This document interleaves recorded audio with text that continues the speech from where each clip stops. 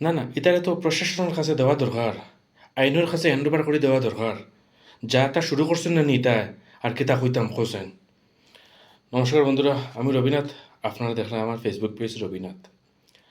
আমি আমার নিচে দেখলেন দুইটা স্ক্রিনশট লাগাইল আছে। দুইটা হইছে, আপনারা দেখুন, দেখলে বুঝতে পারবা। গত 4 দিন আগে আমরা এমএনএ মিলন দাস তান একটা আপডেট দিয়েছেন যে তান ফটো দিয়া কোনো কিছু এআইতে কিছু না বানাইলে লেগে তাই আপডেট দিয়া দিছেন বা দিছেন। এরপরে আমরা হাইলাকান্দি ডিস্ট্রিক্টর অনেক ব্লগার বাইরা তারা এই স্ক্রিনশট নিয়ে তারা আপডেট করছেন যে এইরকম দিও না দাদা, যখন না করছেন কেউ এরকম বানানোর প্রয়োজন নেই। তারপরেও দেখো, 2 দিন আগে একটা ছেলে সেম আবার ওরকম আপডেট করছে, সেম ওরকম। আর ছেলেটা কোন জায়গায় জানেন নি? ছেলেটা হয়েছে খালাইনের, তাকে মহারাষ্ট্রের। এটা এটা হে কিতা বুঝিতে স্যার? দাদার কোনো পার্সোনাল কিছু নাই, তাই বিরক্ত হইয়া তো তাই এরকম পড়তেছেন না। আমরা সবে তানে শ্রদ্ধা করি, হ্যাঁ তুমিও শ্রদ্ধা করো, আস্তা বরাকবাসী আস্তা আসামবাসী তানে শ্রদ্ধা করে, তানে জানে খুব ভালো মানুষ। তাই তাই ভালো কাজ করছেন, করিয়া যাইতরা এবং ভবিষ্যতে করবা, এটা আমরা সবাই জানি। কিন্তু আজকে যেন তার সঙ্গে এরকম করতে যেন, তার কি পার্সোনাল লাইফ নাই? 24/7 তাই আমরা সাপোর্টে আসুন। আমরা যে সময় তানে ফোন করা হয় না কেন, তাই সবসময় আমরা হাইলাকান্দিবাসীরা সাপোর্ট করিয়া যাইতরা।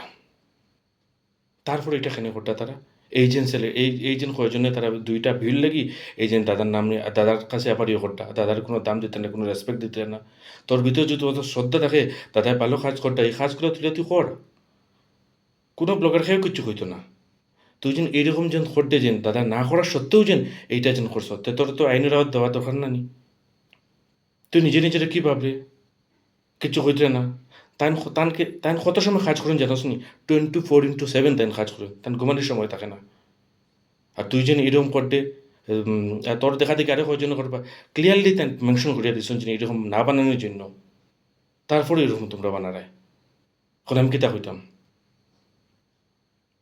এখন আপনারা কইন এই ছেলেটার কিতা করা যায়? আমি তো একটা ব্লার করিয়া রাখছি, দেখুন। আমি তার ওয়ার্নিং দিয়ে যে এরকম না করার লাগে, তার দেখা দেখি আরও কয়জনে বানাইবা। হ্যাঁ, তো তার কি ইজ্জতটা কি রইল? অন্য কোনো যদি এমএলএ এরকম করতে পার্সোনাল লাইফে গিয়ে যেতে না নি, অতদিন লালগড় দেখিয়া ঠান্ডা নেই। দাদা ভালো করিয়া কোনো কিছু করতে না, আমরা সবাই শ্রদ্ধা করি তানে, তার কথা খুব রেসপেক্ট করি আমরা। আপনারা কইন কিতা করা যায় এরকম আসে। আর এই ভিডিওটা শেয়ার করিয়া আপনারা দাদার কাছে পাঠাই দিবা। দাদা এরকম চুপ থাকলে হইতো না, দুই তিনজনকে লালগড় দেখাইলে না নি, তখন সত্যি কইবা। যখন শীতে আঙ্গুলে গিয়ে উঠে না নেন, তখন আঙ্গুলটা বেখা করতে লাগে। আপনার ভিডিওটা শেয়ার করবা, আর লাইক করবা, কমেন্ট করবা। পেজও যদি নতুন থাকেন, ভিডিও যদি নতুন দেখুন, তো পেজটা ফলো করবা। ধন্যবাদ, নমস্কার।